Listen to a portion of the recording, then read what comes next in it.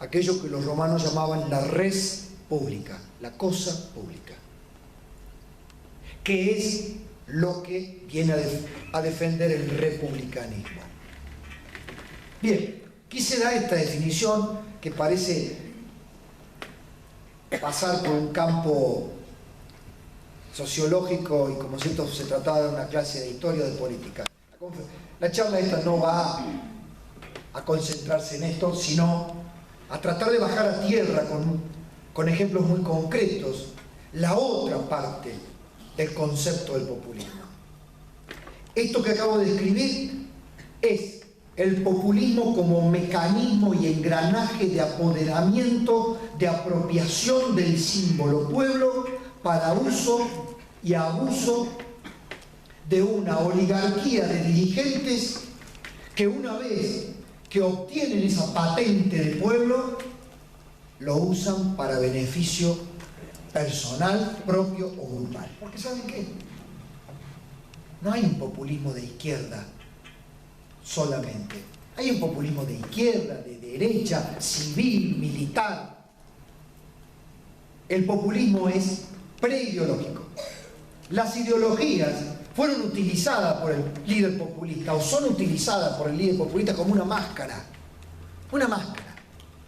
El líder populista quiere apropiarse del pueblo como sea. Si el tiempo de la historia del presente embarca que para apropiarse del pueblo hay que estar a la derecha, estará a la derecha. Si hay que estar a la izquierda, estará a la izquierda. Si se marca un tiempo, como ha pasado, de liderazgos militares y de dictaduras, habrá populismo dictatorial. Si no, estará el populismo civil, y ahí estamos abarcando todo el campo de posibilidades. Este es el propósito del libro. El populismo como fenómeno y enfermedad, como pandemia social, como epidemia social, que no es un flagelo argentino, porque también nuestra concepción egocéntrica muchas veces nos hace pensar que los problemas nuestros son únicos, que nuestro ego también es sobredimensionado y tenemos un destino manifiesto, y así hemos ido dilapidando cada uno de los dones que como sociedad nos fueron otorgados o fueron adquiridos por nuestros ancestros. El populismo como enfermedad social está asociado a un término ya inconfundible. Sobre esto, mi amor, le digo a mi señora, no puede haber confusión. Cuando digo que el populismo es facilismo, se acabaron las necesidades de interpretación. Facilismo, enfermos de facilismo, enfermos de encontrar en las diagonales, en las cortadas, en la trampa, en los espejitos de colores, en las recetas maravillosas, mágicas. ¿Libertad para qué? ¿Para votar? Venimos votando.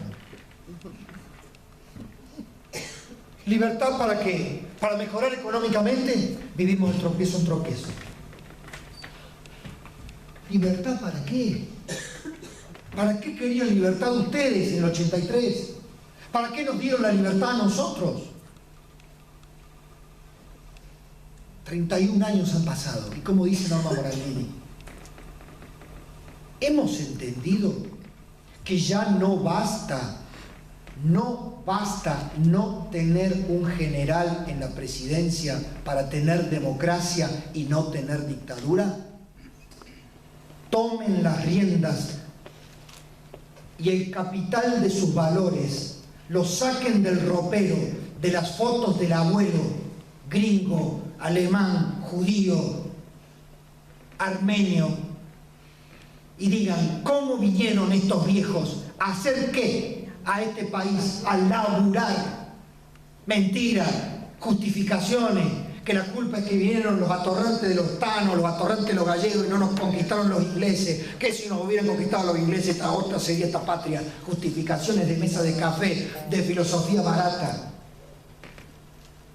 La Argentina se pobló de gente que quería poner en su trabajo su futuro, recuperar esos valores, otorgárselo a nuestros hijos, convertirnos en depositarios de esa responsabilidad, enseñarles que la libertad es elegir cotidianamente por sí mismo y hacerse cargo de esa elección.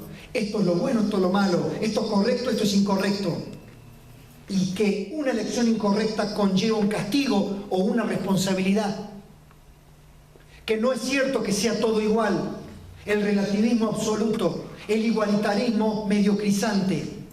No, a cada cual su capacidad, una competencia sana para encontrar en el desarrollo individual y en la sana competencia los premios, eso sí, vigilando que las oportunidades sean para todos, porque no somos todos iguales, nos merecemos tener lo básico, lo elemental, pero después no necesitamos que nos vengan a vivir dando y regalando lo que no obtenemos con nuestro propio esfuerzo. Necesitamos que respeten lo que nuestros esfuerzos nos han dado. Necesitamos un cambio cultural, estimados amigos de Carlos Paz.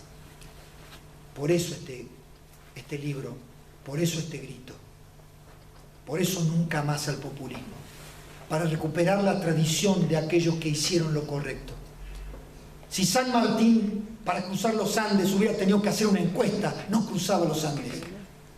Si Belgrano le hubiera preguntado a la opinión pública si tenía que luchar en Salta y Tucumán, no lo hubiera hecho. Los hombres comunes que hicieron grandes cosas no pretendían ser glorificados en el corto plazo ni puestos en un pedestal. El que arma pedestales anticipados, monumentos para ser reconocidos, son los que tienen una desesperación de trascendencia, un ego inmanejable y generalmente abusan y se nutren de la libertad de los otros. Seamos nosotros los verdaderos arquitectos y responsables y, separación, responsables del futuro inmediato. No se trata de una elección, no se trata de disputar ni de votar en una elección, se trata de rescatar a muchas generaciones. Muchas gracias.